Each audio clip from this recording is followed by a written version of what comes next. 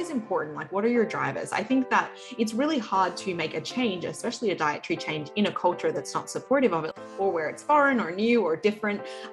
Relying on that internal drive, like, why do you want to do it, can be really helpful, especially in moments that are more challenging or stressful, when it might be easy to be like, oh, I'll just, throw in the towel, whatever, I'll eat whatever. But really clinging on to that reason why you're doing it.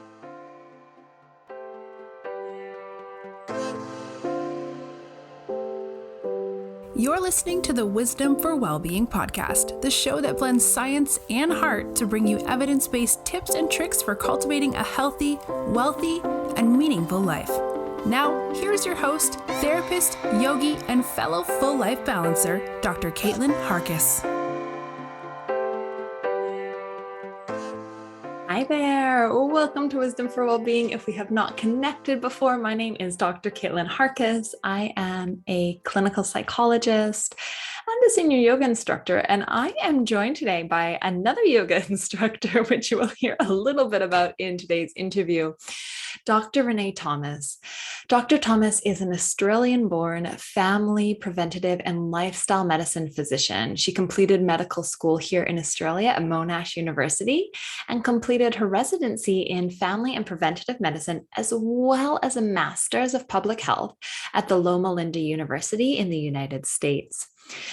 Renae has completed research around clinical lifestyle medicine and has actually been engaged in developing lifestyle medicine and curriculum in medical education. She's presented at numerous conferences on evidence-based and clinically relevant nutrition and health, both in the US and internationally. So Renae's professional content largely focuses on evidence-based nutritional medicine for both physicians and patients. And I think, as will be incredibly apparent in today's conversation, she really does strive to be a compassionate and understanding support system to patients and individuals that she is providing education to. She really works to help individuals uncover underlying issues and works with them to achieve the greatest health and happiness. What's particularly unique and really struck me in this interview, keep your ear out for her, actually exploring why an individual might want to engage in any sort of lifestyle or behavior change, which so clearly parallels the values that we are always discussing in terms of mental health and well-being, being really clear on your values, what you want your life to look like and why, and then figure out how you can take committed action towards evoking that vision for yourself. Dr. Thomas will provide you with some incredible tips around moving towards a healthy lifestyle. She describes the blue zone that she is connected to in the United States. It's the only blue zone in the United States. And a blue zone is an area where individuals live for an extended time period, often over 100 years, but not just living those years in good health. So she'll introduce you to the lifestyle pillars, and she'll give us tips and tricks to evoke those in our own lives daily, and ultimately with the sleep 8 hours a day. But without further ado, let me introduce you to Dr. Renae Thomas now.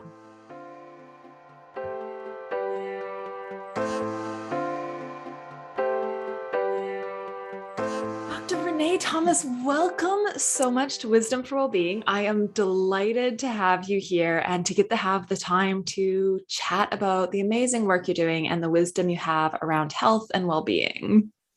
Well, thank you so much for the invite. I'm super excited to be here. I love, being able to share things that I'm passionate about with people that think the same way. So absolutely, thank you. With that, there are a number of areas that I think you just have expertise in that I definitely do not, but that I know is there and I know will really align with listeners around how we actually engage in, a preventative, in terms of preventative of illness lifestyle before things get so tough, and things that we're doing every day. We're eating every day. We're like putting foods into our bodies, moving our bodies, maybe not. I know that these are areas that a lot more about. So I'm really excited to dive in. Awesome. Yeah, I little bit of passion in those areas. Absolutely. Renae, would you mind just sharing before we get started a little bit about who you are and, the training you've undertaken to be able to sit, in this seat of wisdom for us today? Absolutely. So, as you introduced me, I am a medical doctor. So I went through traditional medical school. I actually trained in Australia. And then I came to the United States. I first did an internship actually at True North Health, which is a medically supervised water fasting and plant-based kind of health retreat center. So I did my internship there. And then I came to Loma Linda in California, and I did a combined residency. I did it in family medicine and preventive medicine and general public health. And then just recently, I did finish up with that, and I took board exams. So I'm board certified now in family medicine, preventive medicine, and I also took my lifestyle medicine board. So triple board certified. It's a lot. I did my master's of public health as well while I was at Loma Linda. And for those that aren't familiar with Loma Linda, it is the only blue zone in America. So learned an awful lot on the way there, and definitely there, and continue to kind of share my passion and growth and learning in the area of lifestyle medicine. Would you mind just sharing a bit about, I guess what a blue zone is and where it is and how that's, relevant? Yeah, absolutely. So blue zones, the most common book or definition that I'm aware of anyway is by Dan Buettner. And they're the areas in the world where the most people live to over 100 or are most likely to live to 100, and not just living to that age, but living in good health until that age. And that's the most important thing. And Loma Linda, where I did my residency training, is it's actually the only United States blue zone. And they're pretty proud of that. And there's a lot of factors that come down to why Loma Linda is so healthy and so well long-lived. Mostly nutritional factors are very important, and those social connections, physical activity, and a lot of what we would call the pillars of lifestyle medicine. Could you talk us through the pillars of lifestyle medicine? I'm gathering we've got 3 of them already. So what are they? Absolutely. So nutrition, huge component, physical activity, stress management, avoiding toxic substances. So things like alcohol and smoking and illicit drugs, connection and purpose with others, and stress management and quality sleep. And that's interesting that you mentioned quality sleep at the end, because I know that this is something that more and more people are struggling with too. I mean, we're struggling with all of these areas, but what is it about quality sleep? Quality sleep, I don't even know. We could talk about that for the entire podcast, how important sleep is. I think it's really, really underrated. But for the average person, I mean, that's a time to reset, restore, minimize some of those stress. The first thing I always think of when someone's not sleeping, also known as me in residency, stress levels are through the roof. You can't recover, then you're tired during the day. And for a lot of people, they'll then turn to, less ideal eating habits, caffeine reliance. And that's just on a basic level, let alone going into the kind of biochemical, biophysical changes of sleep, especially chronic sleep deprivation that we see in a lot of shift workers or people that just are struggling with sleep. And it's interesting. So the reason I'm grabbing that and so curious about it is I know that that's a marker for psychological ill health as well. Generally in most psychological conditions, we would see changes in sleep patterns, not necessarily positive or helpful. So it's interesting to hear it affects everything. It is definitely underrated. And I'll be totally honest, I definitely underrated it earlier in my career. I mean, I'm so passionate about nutrition and physical activity that sometimes the other pillars, they fall aside a little bit. And then I got really passionate about helping people with smoking cessation. And so that was kind of my next exciting one. And then sleep's kind of been a new one that came in. I did a lot of my sleep training later in my residency, and going in and kind of learning more about sleep apnea and the effects that things like that have on their health really opened my eyes that I should probably focus on talking to people a bit more about their sleep rather than just do you sleep okay? Actually having practical solutions and helping people out with that. Oh, incredible. Incredible. That's really interesting to note. And maybe at the end, we could grab a tip for individuals who might be struggling. And, the passion around, moving your body and food. So whole food, plant-based, this is my understanding of what really underpins this pillar of food and nutrition. What does that mean? Whole food, plant-based, what is it about that? What is it? Absolutely. I mean, between you and me, and obviously everyone listening now, but they need a better marketing term, whole food plant-based. Like, could we have got a longer, more of a mouthful name that's confusing for everyone? I don't know if I have a good suggestion what it should be called, because it's a very descriptive term, but I don't know. It just doesn't have the same like catchiness, does it? But yeah, it's a bit boring. a little bit. And even I often call it like WFPB, and then with my accent, who knows what acronym I'm saying, and it's just a disaster. So I generally try and keep things simple, the way that I practice and the way that I explain lifestyle and health. And for me, whole food plant-based is thinking about your new food groups, really. So you'll have your whole grains and preferably intact. So things like brown rice, quinoa, millet, oats, and buckwheat, for example. Then you'll have your legumes, or your beans, your chickpeas, your split peas, your peas, your beans, your soy, your lentils. Then you'll have fruits and vegetables. I'm hoping most people know what they are, but you can flavor it with herbs and spices, fresh and dried, and then you would have nuts and seeds. And from a medical perspective, when I'm really looking at especially disease treatment and disease reversal in a lot of chronic cases, we often then talk about SOS-free or salt, oil, and sugar-free, and that really kind of takes it to the next level. And that's what I generally have as a prescriptive, a nutritional prescription in terms of something that's actually going to make a difference medically. So salt, oil, and sugar-free. When would you prescribe that? In what sort of circumstances? Absolutely. So my general recommendations is to follow the least restrictive diet possible that gets you your health results, right? And some people are kind of anomalies where they can eat whatever they want and their health doesn't seem to be affected, but the vast majority of us have to eat at least pretty well to be healthy. And I think for most people, that would be predominantly plant-based eating, with a lot of those foods that I was talking about with whole food plant-based. Now, if I have someone coming to me, the most typical ones that I would see would be type 2 diabetes, hypertension, even sometimes autoimmune disease, some of these really chronic diseases that respond well to nutrition. And they're sometimes the people that they've already tried a plant-based diet. Maybe they've even kind of dabbled in whole food plant-based, and they're just not quite getting the results. Hypertension and salt would be a perfect example. Someone's eating a lot of whole foods, but they're salting and putting, soy sauce. They're eating more processed foods, and they're getting a lot more sodium in their diet. It just doesn't always work for everyone. So that might be someone else I would start thinking that. When someone really wants intensive disease reversal, that can be a lot more challenging. And that's often where that really strict, whole food plant-based SOS-free comes in, because it works really well for a lot of people. And sometimes being a bit more lax sometimes means that results are a little bit more lackluster.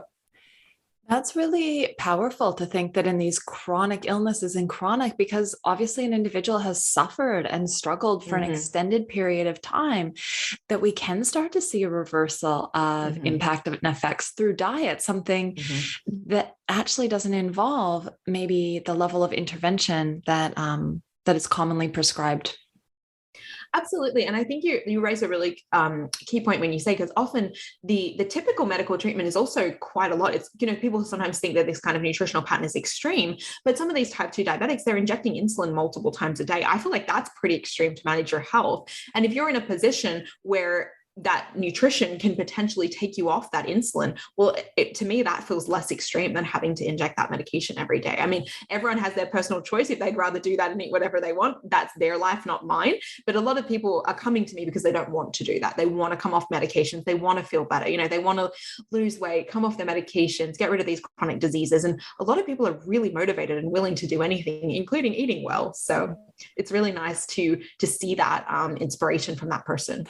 How do people go about making this change? Because I think the context is a lot of us maybe don't live in blue zones. So the cultural element, and, because there's not such flash marketing around whole food plant-based diets, although, it is becoming more common, but how would people start to make changes in their lives? Where would they begin? Absolutely. I think a lot of what I do when talking to people about nutrition is kind of falls under the umbrella of motivational interviewing. What is important? Like, what are your drivers? I think that it's really hard to make a change, especially a dietary change, in a culture that's not supportive of it, like you had mentioned, or where it's foreign or new or different. Relying on that internal drive, like, why do you want to do it, can be really helpful, especially in moments that are more challenging or stressful, when it might be easy to be like, oh, I'll just, throw in the towel, whatever, I'll eat whatever. But really clinging on to that reason why you're doing it. And a lot of people that are coming to me, obviously, as a doctor, it's health related. And that makes it a lot easier to stick with those ideas. Now, if there's someone on like also what you're asking me is how does someone get started? A lot of that is for me, I always try and find the pathway of least resistance, right? So if you look at what they're currently eating and, talking with someone, what do you think you can change, and kind of get it from them? So some people, it's going to be adding more fruits and vegetables. Other people, a really common one that people can often get started with is switching out dairy products for plant-based options, because there's so many on the market these days. That milk difference really isn't a big deal anymore. When I was a kid, we used to have to make soy milk, and that is definitely not as nice as the soy milk on the market these days. There's a big difference. There's so many things available, or, maybe finding one plant-based recipe and having that one night a week, meat-free Mondays or something like that. That's how I encourage most people to get started. Even, don't even underrate the small changes. Like if someone's having, say, one of the things I commonly talk about is if you're making spaghetti bolognese, grate in some carrot, grate in some zucchini, put in some beans, and kind of dilute out that meat. It's still going to taste pretty familiar. It's going to taste similar. It's going to feel similar, but you'll start seeing those health changes and health results. And you'll find over time that you can gradually progress to, cutting the meat, even, you go from half to maybe a third to maybe a quarter. Then all of a sudden you're like, I don't know if we really need this in here anymore. And it becomes habits. It becomes easy. It's familiar. And that's kind of the way I encourage most people to get started. That's incredible, isn't it? That it's just this process of slowly making these subtle changes, the spaghetti bolognese being a perfect example of something that's, gradual steps, so much so that you don't even perhaps notice when the change is fully, realized. Mm-hmm.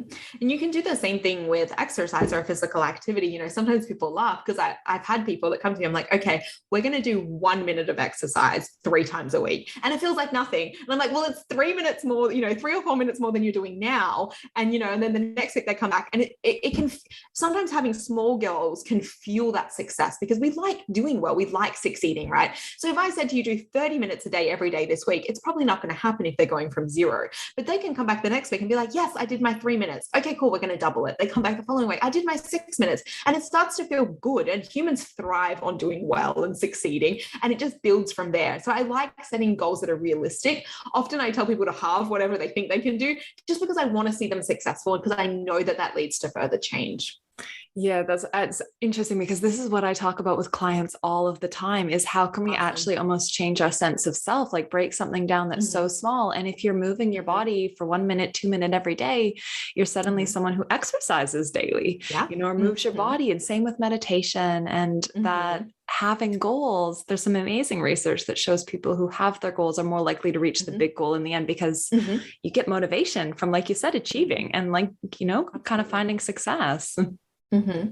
Absolutely. And don't get me wrong, there are people that are, all in, but they're more the minority. But if someone's an all-in person, it's important to recognize that they have to go all in, and then they feel success in that too. So I really think that flexibility is the number one thing, and never feeling bad. Like a lot of people say they're doing really well Monday, Tuesday, Wednesday, and then Thursday something happens. Well, that doesn't mean that Friday that happens to, it has to happen again. And it's just, okay, cool, that happened, and moving forward and not kind of dwelling on things when they don't go well, because that's life, and life happens, and we can only do the best that we can. Incredible. That's such a reminder of being human, hey? Like that we are perfectly imperfect. We'll have slips and we can respond to them. Absolutely. Humans. Humans. To be human. With the physical activity element, because this is something that, again, being humans, like we are, like we evolved in such a way that we, historically have wanted to conserve our energy. So we're not always, jumping off the couch easily. Is there a specific type of physical activity that is more beneficial than others, or is it whatever brings you most joy or gets you moving? What's your advice there? Sure. I think I probably have a couple of opinions on what you're saying, because I totally agree with you. The first thing I always say, if someone's not doing any movement, do whatever you're going to do. The best movement is the one that you're going to do. And usually for most people, that's finding movement that brings joy. And I love that, because I don't want people to feel like they're exercising, because realistically, not that many people love to exercise, right? But people do like to move in joyful ways. And I think finding that and incorporating that life, something that, you're actually excited to do, not waiting to, it's the end of the day and you're like, oh, I haven't gone and walked on the treadmill or something. I just say that because I don't really like walking on the treadmill. I find it so boring. But, that would be something for me that's like, it's not joyful for me. I'm not, getting out of bed to do it. Whereas finding something that you really like, you're more likely to do it because you actually want to do it. Obviously, I always try and talk from a medical perspective, though, and I think that there is something to be said for incorporating strength training in some way or form, especially as people get older. A lot of people don't realize that a lot of the problems with aging come to just muscle weakness and muscle wasting away. Being able to get out of a chair, is such an important quality of life that is so underrated until you lose it. And so I think that there's a balance of having something that's weight bearing, something that's strength building, and something that's cardiovascular, and something that's flexibility, to really just incorporate all those elements of what human bodies are supposed to do and to keep them functional for as long as possible. Because the more functional your body is, the better quality of life you're going to have. Yeah, that's really interesting. I mean, I'm sitting here biased going, oh, yoga. You can bring it all. Love yoga. Absolutely. Yoga is great for representing that really a well-rounded physical activity. You really are getting that strength, flexibility, and cardiovascular all built in one. So I'm totally with you. I'm yoga teacher trained. I love it. Yeah, it's fantastic, isn't it? And it's interesting to me, I suppose I knew that as we age, there were changes to our mobility. And I hadn't actually held, okay, this could be strength-based more than anything else. And then it is muscle weakness. So that's something I think for all of us to be kind of like holding, if maybe that hasn't been an area that's excited us as much, kind of going, okay, well, that's something I need to keep an eye on and be mindful of. Yeah, absolutely. I mean, there's kind of two interesting things with regard to that. It sounds a little crazy, but one of the biggest driving factors to being admitted to a nursing home is not being able to use the restroom independently. And a lot of that comes to the fact that they do not have the strength to get out of bed and walk to the bathroom, sit down and stand back up again. And it's completely strength-based, which is just crazy to think that that's the difference from independent living to having to live in, assisted care. Not that I'm saying there's anything wrong with assisted care, but that's not really many people's goal in life. Most people want to stay at home for as long as possible. And then going back to kind of blue zones in Loma Linda, there was a documentary out. It was probably a few years old. I remember watching it. I think I was in medical school, and they showed a test where if you could sit down on the floor and stand up without using your hands, it was directly correlated to living longer and living well. And they also then correlated the amount of lean muscle on your thigh to living longer in Loma Linda as well. And that's in a population of long-lived individuals that even longer, the superstars in that area had more quad muscle and more mobility to be able to sit down and stand up. So it just sounds so crazy that we talk about something that we take so for granted, such as sitting down and standing up, but it really does reflect that importance of physical activity on, your quality of life. Incredible. So listeners, I'm trying to plan how you're going to move your body for 1 minute every day. Yep, absolutely. So with the strength, do we need then like protein in the form of meat to be able to build that strength? Because that's an area I'm leading into some myth debunking a little bit, planting some seeds, but this is something that concerns people. Like how will they, get the protein for strength? Do they need meat? Do they need dairy? Like how does this relate to this plant-based diet? Absolutely. I think there's a lot of wonderful marketing out there getting people very nervous about protein. What is needed for good health is really overstated in the community. If we really strip it back and look at, say, the World Health Organization, adequate protein intake is about 5% of calorie intake. So if you're thinking a standard 2,000 calorie diet, it's about 100 calories from protein or 25 grams a day. And to eat 2,000 calories and not get 25 grams of protein per day, you pretty much have to eat just oil or just sugar. Like even bananas pretty much have that much protein if you're eating not that I'm recommending doing that, but if you were to eat that many, like you're going to meet your protein requirements, because even most fruits and vegetables have 5% of their calories from protein or more. Some of the dried fruits, some of the more sugary fruits, maybe a little less, but that's to put it in context of how easy it is. And so most, some of the examples like rice is 8%, corn is 11%, oatmeal is 15%, beans are 27%. So to get 5% is extremely, extremely easy. Recommendations, most countries have doubled those because countries, their nutritional recommendations are to ensure that the majority of the population are going to be in definite safe intakes. We don't just want to aim for adequate because that means that some people may not be getting enough because of individual variation. So if you're looking at general consensus, maybe 0.8 grams of protein per kilogram of body weight, or so that's your weight in pounds divided by 2.2 for our metric, not metric. I'm trying to learn. I live in the US, but I still think kilograms.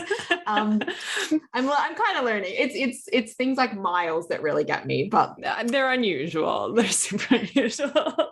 But yeah, if you think of kind of your stock standard 70 kilo male that we base everything on, because that's what male medical students used to be. If you think of it that way, we're going to get about 56 grams of protein per day for the average male. Athletes a little higher, maybe 1.2 grams of protein per kilogram, which would take it up to say 84 grams for our subject male that we're just talking about. And that athlete part really is reflected more by the increase in their caloric needs because they're exercising so much more than the average person. So the percentage of protein doesn't really change that much. So I guess you'd almost have to be nutritionally deficit to not get enough protein. That's pretty much what we see. And medically, we don't see protein malnourishment or protein deficiency in the absence of calorie insufficiency. So someone has to be starving to be protein deficient from a medical perspective. Yeah. So this idea that then, that we need to be eating these protein dense foods like meats, it doesn't really pair. Like you could theoretically, be eating bananas, obviously not recommended, but, a full-time banana diet and actually meet your protein needs. Maybe there'd be some other areas of struggle, but it's not necessarily about consuming high protein food as we've been told to believe. Mm-hmm. I think that there is variations in individuals where some probably do better with, maybe a little higher protein than others. Some people do better with lower protein than others, and just trying to find out the individual. But as an example, it is grossly over exaggerated. And the fact that the argument to needing meat based on protein requirements is very easy to debunk. We have a lot of really high plant-based protein foods that even when we look at studies that talk about, higher protein diets being associated with risk for diseases, when they're substituted for plant-based proteins, that is ameliorated. It doesn't exist anymore. So if someone is really, really wanting to follow a high protein diet for whatever their personal reason is, not that I'm saying I'm recommending it, but if they want to, it still doesn't give that leeway to allow meat in, because there is so many plant-based options, especially, today when we're getting more and more plant-based foods on the market. It's just unnecessary.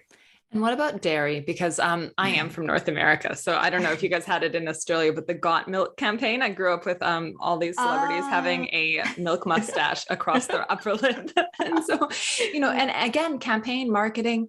And you mentioned earlier that swapping to plant-based milk was an easy swap. So where does dairy stand? Absolutely. Well, I think most people think when they think dairy, their concern isn't necessarily dairy foods. Their concern is calcium, right? So the question really is, and then when I ask them, if you further go forward, okay, why are you worried about calcium? Well, the question really is about bone health and bone strength, right? And that's where that question comes in. And dairy consumption per se isn't really associated with stronger bones when you look at the literature, despite the high levels of calcium that it contains. Calcium is essential, but dairy not so much. And when we look at a lot of the countries with high dairy intakes, of course, they can be confounding and other things, but that alone isn't enough to say prevent osteoporosis and fracture risks when we look at countries with high dairy intake. So it's not necessarily saying, I hear people saying, oh, high dairy causes osteoporosis. We don't have that evidence, but we definitely don't have the correlation that high dairy alone is sufficient enough to improve bone health. Calcium, surprisingly to most people, is actually better absorbed from plants. So if we look at, say, plants to milk, it's about 50% of the calcium from plants is absorbed compared to about 30% of that from milk. And so a cup of chopped kale is really the equivalent to a cup of milk in absorbable calcium levels. And so, that's interesting. Yeah, crazy, huh? Yeah. I think that one thing that I am mindful of, because in Adventist health studies, they did show that plant-based eaters with low calcium intakes did have poorer bone health. And that comes up a lot as an argument against that plant-based nutrition. But when that study was subdivided and they looked at plant-based eaters that got sufficient calcium, so for most people, we're talking 1,000 to 1,300 milligrams per day, although keep in mind the World Health Organization recommends 400 to 500, which is a lot less than the dairy industries. And they also, in World Health Organization say that those numbers are higher because when people have more animal protein and more sodium, their calcium absorption goes down. And so that's why the recommendations are so high in countries that consume that. So Western countries like the US, Australia. If you go to more Asian countries where they don't really consume as much of those foods, the calcium recommendations are much lower. It's very interesting. It's incredibly interesting. And I guess it shows how, there's an absorption component. So what we're putting into our body isn't necessarily what our body then utilizes, and that different forms have a different effect or impact. So being mindful of that, and that has a cascading effect by the sounds. So for instance, consuming more animal products means that you actually need, for instance, more calcium, if I'm getting that right, or absorbable. Yeah, absolutely. I mean, the recommended dietary intake for calcium in the US is based on calcium from dairy foods, which is an absorption. They actually use an absorption rate of 25% meat, and that's where that number is so high. But if we do it, so it comes down to an absorbable calcium of more like, 250 to 325, despite these 1,000 milligram numbers we see thrown around a lot. When we look at plant-based or vegan eaters that consume over, I think it's 525 milligrams of calcium per day, they have no increased risk in fractures. And that's what people are caring about. Like I said to you in the beginning, it's not the dairy we're worried about. It's not even really the calcium, it's the bone health and fracture risk. And so we really have to make sure we're looking at the right data when we're trying to answer the question. That's incredible. And that's such a good reminder. And that comes back to what you said in the beginning, like when you're asking people, why do you want to make these changes? Like what is underlying your values essentially here? And this is in my work, we are always talking about values. Like what's the why that's going to drive you to do something, even when there might be uncomfortable thoughts, feelings, sensations going on. You need to know the why. So coming back then, Renae, to how individuals might, perhaps supplement. Is this a thing? Because you mentioned vegan diets, for instance, and I know that there are some things that maybe all diets don't necessarily provide. Is there anything we need to be mindful of there? Absolutely. I think one of the hardest things when it comes down to talking about supplementation is that it's so challenging to know what someone is actually taking in, and not only taking in, what are they absorbing, right? And so it's very challenging because we can look at nutrient databases and try and get an understanding of what's actually in our food. We know it's changed over the course of years, whether or not we're getting enough. And I think a lot of that, honestly, again, is marketing and fear-based advertising, trying to make you think that you're not getting enough. I'm not really a huge fan of supplementing for the sake of supplementing. I completely support, working in, I have that luxury that I work in a clinical setting and I can order things like labs and look for deficiencies. And I have zero problems with supplementing there. I don't mind people supplementing things when they're sick, as long as they're evidence-based. But in terms of what would someone look for, probably the number one thing I look for, and this is in plant-based and non-plant-based eaters, is B12 deficiency. I see it a lot in clinical practice, and it's so cheap and easy to remedy the problem that I just think that it's worth checking on every single person. And it's kind of an underestimated, we see it even in some of the cardiovascular pathways, B12 deficiency coming up, a lot of weird kind of symptoms. And I check someone's levels and they're nearly undetectable a lot of the time. And so I think that's the first one that I really think about. Vitamin D has kind of exploded in recent years of its popularity and its evidence base. And there's definitely some good supporting evidence there. Now, whether that should be from sunlight or from supplementation is obviously a hot debate. There are kind of two ones I really look for and test a lot. Zinc deficiency is one that comes up a little bit, but like I said, I worked in a setting and when I was at Loma Linda, 50% of the population is vegetarian, 50% of that is entirely plant-based or vegan. And I didn't really see a difference in, nutritional deficiencies in the population. So I think for most people, your best bet is eating as many fruits and vegetables as you can get in your mouth and kind of going from there. Yeah. And maybe checking in with, one's medical doctor, if they do want to have some bloods done to actually see how their levels are looking, that it's not necessarily a blanket statement that you will or you won't be deficient in certain areas. Absolutely. And I hope that grows in a number of years. I mean, I know that things like omega-3 fatty acid testing have kind of come, but they're still a little controversial. And a lot of people do come to the clinic and they say, I want to be tested for all my vitamins and minerals. But honestly, we're quite limited. Like I can't test your vitamin C, for example. Like we don't have reliable testing. So it's really challenging to give, an evidence-based, medically informed answer to that question. So often I feel like a lot of us end up defaulting like, well, as long as it's safe, what's the harm? And we come into that a lot, omega-3 being a perfect example of that. Should we supplement or not? Well, the evidence just isn't really that clear at this point in time. And that varies between individuals, and it just gets very complicated. Very complicated, yet there's some very clear things that we can do. You've given us real, I think, actionable steps in terms of how we might start making a transition to more of a plant-based diet, the components of a plant-based diet, and really like clear evidence as to why, for our health and well-being. And as you said, it's not just even about living long, living to 100. It's about living well, and trying to maintain our independence in terms of how our nutrition and our physical activity will impact us. We talked about social connections, stress management, sleep. Could we just have a couple of sleep tips before we wrap up?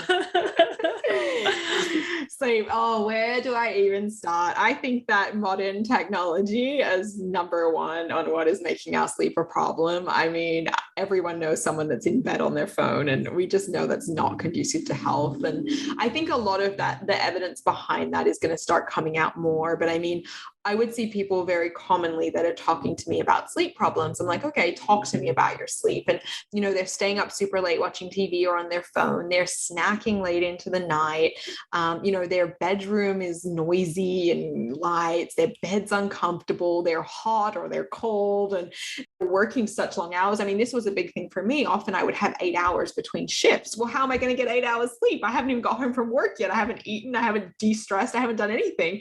And then I have to be up again. And, maybe I want to exercise before work, and suddenly I'm down to 5 or 6 hours sleep. Right. So a lot of people are really, and I have respect for them, because a lot of people are really trying to stay on top of things, and they're having to work such long hours just to make ends meet. It's one of my favorite doctors once told me that, you have to have at least 2 hours to yourself for optimal health. And I think that's really true. And it came down to things like, being able to grocery shop, being able to prepare food, being able to do physical activity, to be able to do stress management, to be able to, maybe have an extra half an hour sleep. It's a lot of time, and a lot of people just don't have that. So I think there's something to be said for optimizing everything you can to get good sleep, because it puts you in the right step. Everything is harder when you're tired. You're going to make poor choices. You're not going to want to exercise. You're not functioning optimally at work. Everything really comes down to it. And it was something, it took me a long time to really appreciate that trying to fit everything into one day at the sacrifice of my sleep was meaning that I was a less optimal human during the day.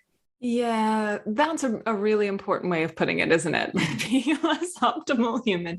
And that we're sacrificing so much in terms of trying to get it all done, that if we can somehow carve out a little bit more time for ourselves, for sleep, that's going to be really impactful. Obviously, constraints around those who might be working such long hours and shift work, but that where we can, shutting down devices, starting to turn our attention to sleep, ensuring we've got a nice sleep environment that is dark and cozy and proper temperatures is a really good start. Maybe just even having this awareness, as we sit here talking about it, listeners, maybe actually in your mind going, well, what can I do? Because often we know some of the answers to our own challenges if we're given the space or the prompt to reflect. So maybe having a think about your sleep, listeners, and what you might do. I love that so much. It's so true. I think that a lot of people, and I like to talk about this a lot when seeing patients, is really getting that power back. And it sounds kind of comical, but it was how I was trained very early from one of my mentors. And I don't talk that much when you come to see me as a patient. And I think the average doctor, like in studies, interrupts within the first minute. And often I just don't say anything. And people kind of like, you can see they stop talking and they kind of look at me and they're waiting. And I'm like, no, like deep down, a lot of people know what's wrong with them. And if you listen for long enough, they often know how to fix the problem too. They just needed a space to reflect and someone to validate what they were thinking and know that it's the right thing to do. And I find that an awful lot. I mean, someone that's coming to see me, I've known them for 5 minutes. They've known themselves for how many years? Most people know themselves better than anyone else would. It's just getting that time, like you say, that time to reflect, that time to get it all out there and actually be like, oh yeah, like that makes sense. And then figure out where to go forward from that. And I just feel like kind of a facilitator sometimes, but Well, thank you for holding the space for us and offering us this place, to start to get our cogs turning and look at how we might actually engage in, lifestyle medicine, so to speak, taking these pillars and applying them in our own lives, particularly how we might make change in what we're putting into our bodies and how we're moving our bodies and resting our bodies. So Renae, how can people connect more with you? Where can people find your work and your offerings? Oh, that's so sweet. Thank you. Pretty simple. All my stuff is at Dr. Renae Thomas. I can definitely send you over links to kind of social media, website. And then I'm also the medical director at Fasting Escape, which is in Orange County, but I see people all over the country via the wonders of telemedicine. And so if anyone wanted, medical advice or something, they're welcome to go over there and book an appointment as well. Amazing. Yes. So listeners, don't grab pens while you're driving. I will put it all in the show notes. Yes. So yeah, Renae will put all the links to your website and your socials in the show notes so that listeners, you can connect to Renae and the amazing work that you're doing. Thank you so much, Dr. Thomas, for your time and your wisdom, this afternoon, this morning, today. We all really appreciate it. No, thank you so much. I love what you're doing. I'm absolutely honored to be part of it. Thank you so much for inviting me. It's absolutely my pleasure. I always feel very humbled. So thank you.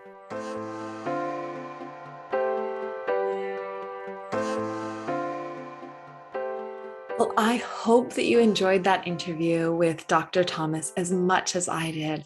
What incredible wisdom, and I think a real anchoring in practical elements. Her description of how we might slowly integrate, more vegetables into our dinner and how we might start moving our bodies in a really manageable way resonated deeply with me. And I hope it was impactful for you too, as well as highlighting something that I think a lot of us know. How important sleep is and some tips and tricks to ensure your comfort, both in the bedroom and in the routine and life balances leading up to sleep. I thought this idea of having 2 hours to ourselves to do lifing, be it grocery shopping, relaxing every single day is incredible, certainly aspirational. It may not be something that we're necessarily able to achieve yet, but maybe set that as a marker of something that is actually vital for your well-being and something that you can work towards. If you can cultivate 30 minutes, perhaps every single day, where you slow down, where you read a book, where you have a cup of tea. And maybe at that time, even doing the journaling or the reflective practice that you need to understand the why of other, lifestyle changes that you may choose to make if they do serve you.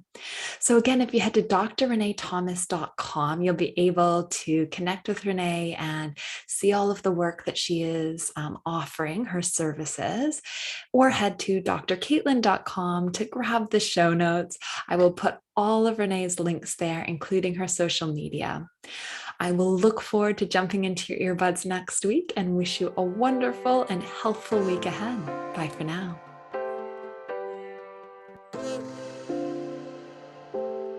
Thanks for joining us this week on the Wisdom for Wellbeing podcast. Please visit drcaitlin.com to connect, find show notes, other episodes, and to subscribe. While you're at it, if you find value in the show, we'd appreciate a rating, or perhaps simply tell a friend about the show. Wisdom for Wellbeing is not a substitute for professional, individualized mental health treatment. If you are in crisis, please contact 000, your local emergency number if you are outside of Australia, or attend your local hospital ED.